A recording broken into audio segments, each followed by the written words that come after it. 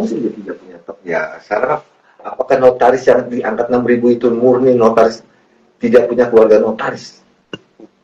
Ada pasti apa ada. Ya. Jadi bahwa mereka ini akan menyadari hak dan kewajiban dia, ya. Jadi kita harus membuka mata mereka ini, teman-teman yang akan baru diangkat ini nanti, ya kan. Saya nggak tahu duluan mana sih mereka jadi notaris sama nanti kita ada pelaksanaan kongres itu, saya nggak tahu duluan mana ini. Kongresnya kapan, bro? Masih tanda kongres luar.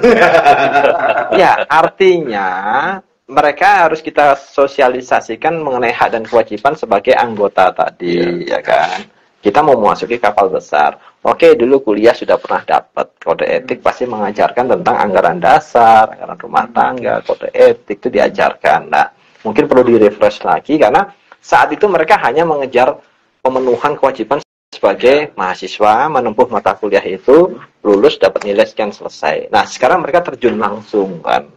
Nah, apa hak dan kewajiban mereka? Maka harus terjalin komunikasi yang baik sesama anggota yang ada di dalamnya, pengurusnya, di pengdanya, di pengwilnya, sampai ke pengurus pusatnya, gitu kan. Nah, harus menyadari itu semua. Dan pengurus, baik dari pengurus pusat, pengurus wilayah, pengurus daerah, punya tanggung jawab amanah ini tadi terhadap 24.000 orang tadi ini, yang tersebar ke masing-masing daerah juga, ya, untuk kesejahteraan profesionalitasnya, ya.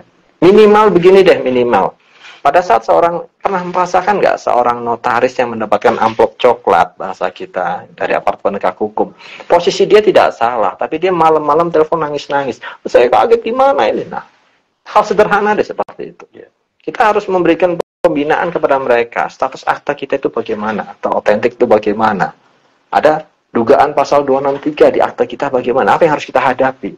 Tadi notulensi, pernyataan keputusan rapat, ya, berdasarkan rapat yang dibuat di bawah tangan. Ternyata notulensi ada pasal 263-nya dipalsukan di situnya. Kemudian jungto pasal 266 keterangan palsu di dalam akta otentik, ya kan? Domain serianya di siapa? Makhluknya ada nggak ini tadi? Oh ada. Aparat penegak hukum butuh nggak ini untuk pembuktian? Butuh. Keterangan notaris dibutuhkan tidak?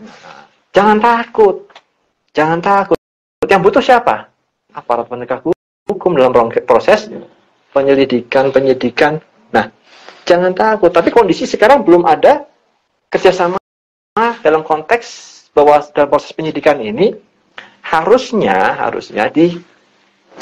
ini kan oleh pengurus, oleh kita semua majelis kehormatan notaris, majelis pengawas, ya. Ada organisasi kerjasama dengan Polri. Tadi beliau sempat singgung ada MOU. Ya, perlu perbaikan. Nah, ini perlu ada perbaikan, sinkronkan kerja, sinkronisasi. MKNW delegasi dari kementerian, maka harus melibatkan Kementerian Kumham. Bahasanya gini, pro justisia, butuh penyidik. Ini saya pernah dengar langsung di level serse kita butuh ini dulu, itu butuh. Ya oke. Sudah ada kerjasama yang baik belum ini? Pelaksanaannya bagaimana? Ya kan? Nah, kenapa kok notarisnya ketakutan? Kita tanya, iya Pak, kami enggak, Pak, ini kami takut dijadikan tersangka loh. Jangan terus nanti aparat penegak hukum juga nakut-nakutin juga. Itu gimana? Oh Ibu salah, ini tidak di hadapan Ibu. Nah loh, pelanggaran kebetulan ya. Nah ini yang perlu kita sinkronkan. Kita sepakat pro justisia itu harus ditegakkan demi jaminan kepastian. Harusnya kerjasama itu melibatkan Kumham. Oh iya. Atau Kumham yang harus bekerjasama dengan Polri. Iya, itu jauh lebih baik. Kemudian turunannya ke kita nanti, ya kan? Karena lembaga delegasi tadi ini ada anggota organisasi. Itu cerita anggotanya, ya. Tapi dalam rangka adanya permasalahan hukum kan ke lembaga-lembaga ini tadi, ini kita delegasi dari Kementerian Kumham. Makanya seharusnya ini ada. Oke, mau dibikin 3 pihak bisa saja, bisa. Itulah visioner tadi. Pemimpin yang visioner harus memperhatikan ini tadi. Bagaimana ke depan kita?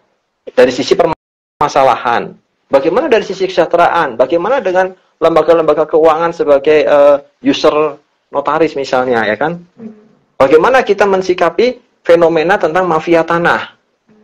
Bagaimana kita mensikapi tentang mafia-mafia pinjol?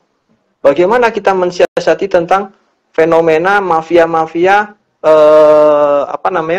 investasi-investasi yang namanya piramida itu LM. Skema Ponzi. Oh. Skema Ponzi itu udah dari zaman tahun 40 sekian dulu. Wow.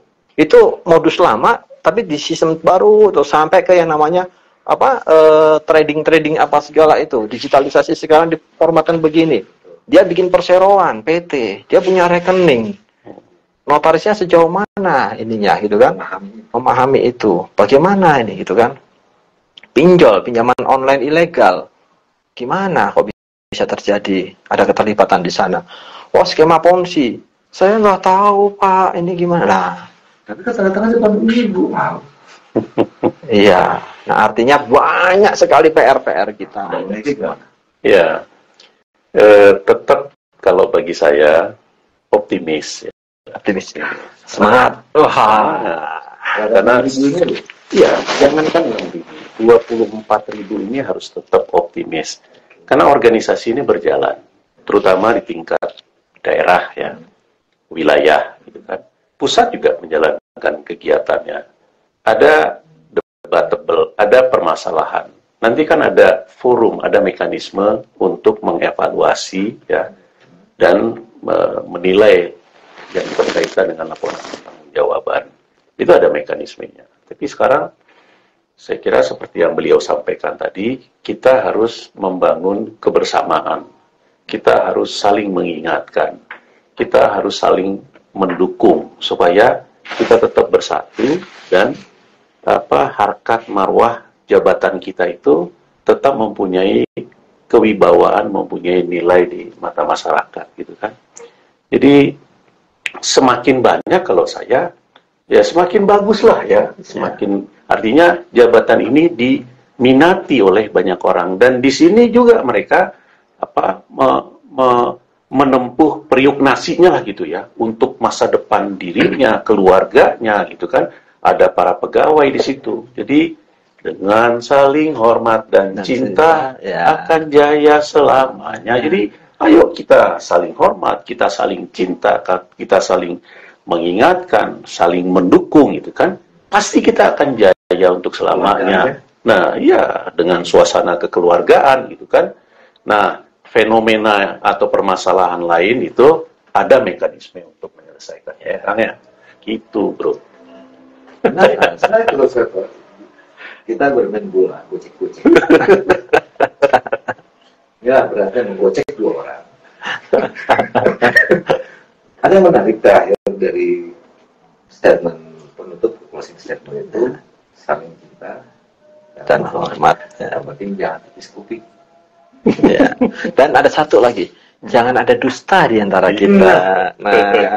Dusta di antara kita dan jangan tipis kuping. Mengingatkan bukan berarti membenci, Iya. tapi karena Cinta. Tuh. kan begitu. Ya. Yang keduanya, benarkah keluarga sudah terbentuk ini? Kita tunggu di wawancara selanjutnya. Sampai jumpa. Waalaikumsalam warahmatullahi wabarakatuh.